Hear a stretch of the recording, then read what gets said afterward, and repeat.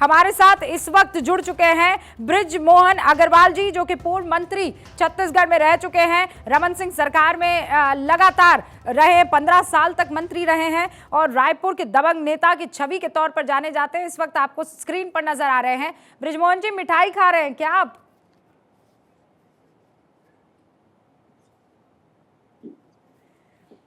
बहुत बहुत स्वागत है आपका भारत 24 पर सर। नमस्कार रूबिका जी। नमस्कार। मैं ये कह रही हूँ कि आप तो दिग्गज नेताओं में से गिने जाते हैं। आप कुछ खाते नजर आए तो मैंने कहा छत्तीसगढ़ में मुकाबला तो कांटे का है, लेकिन मिठाई खाते पूर्व मंत्री जी साफ दिखाई दे रहे हैं। देखिए, कांटे का मुकाबला नहीं है। छत्तीसगढ़ में क्लीन स्वीप बीजेपी के पक्ष में है और जब आप 3 तारीख को देखेंगे तो बीजेपी यहाँ पर क्लीन स्वीप लेकर और सुरक्षित मेजॉरिटी लेकर सरकार में आएगी। सर, हमने जो एवरेज निकाला है उसमें कांग्रेस को 49 सीटें मिल रही हैं। ये जो आप 49 सीटें बता रही हैं, ये सीटें बीजेपी को मिलेंगी, क्योंकि जो मातृवंदन योजना है उस योजना के कारण, पीएससी के घोटाले के कारण और साथ में जो किसानों को एक मुश्त हम पैसा देने वाले हैं उसके कारण बीजेपी के पक्ष में मतदाता है और बीजेपी के पक्ष में वोट आएंगे। छत्तीसगढ़ के लोग सामान्यतः बहुत वोकल नहीं है, वो बोलते नहीं है। अगर पिछले बार के आप आंकड़े देखेंगे तो पिछले बार जो एग्जिट पोल पूरी तरह फेल हो गया था छत्तीसगढ़ में।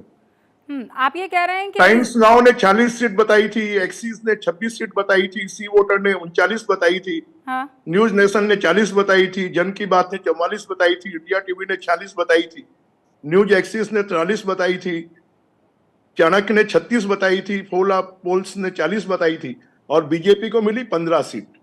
तो छत्तीसगढ़ के मामले में जो एग्जिट पोल है वो हमेशा फेल होते रहे हैं और इस बार भी एग्जिट पोल फेल होगा और भारतीय जनता पार्टी की वहां स्पष्ट मेजॉरिटी के साथ में सरकार बनेगी। और सरकार अगर आपने बना दी जैसा आप दावा कर रहे हैं तो सरकार का चेहरा कौन होगा?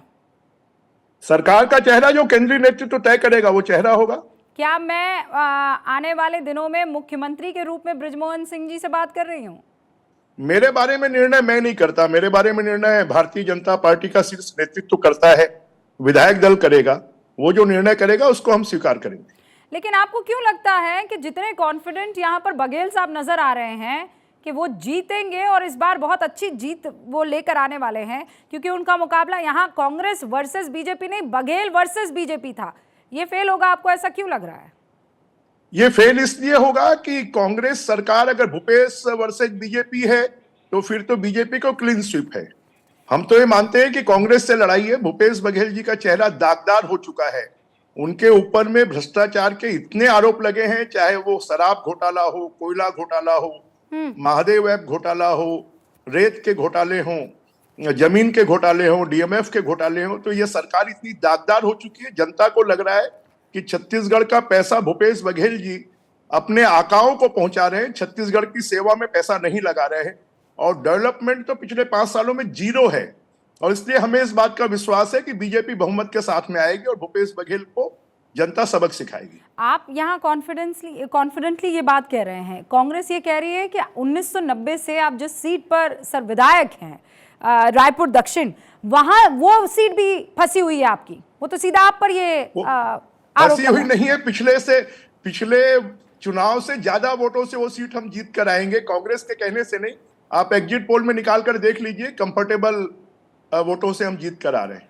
बृजमोहन जी, बहुत बहुत शुक्रिया, शुभकामनाएं आपको। 3 तारीख को एक बार फिर से आपसे बातचीत होने वाली है और यही सारी बातें जो आपने कही है वो मैंने नोट की है।